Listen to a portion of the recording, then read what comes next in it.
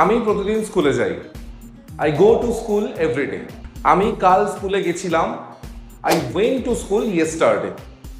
গো পাল্টে কি হয়ে গেল? ওয়েন্ট, যখন আমরা পাস্ট টেন্সে ইউজ করলাম ভার্বটাকে।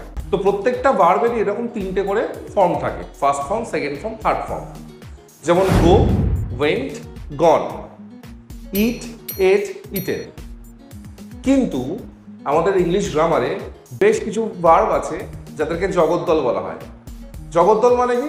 যাকে জায়গা থেকে নড়ানো যায় না। এই ভার্বগুলোও ঠিক তাই।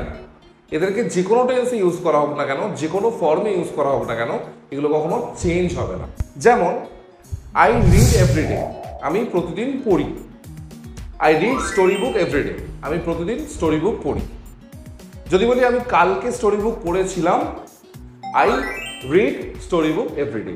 আগেন রিড দ্য রিডেড হয়ে যাবে না, বা অন্য কোনো ফর্ম ইউজ হবে না, রিড দ্য রিডই থাকবে।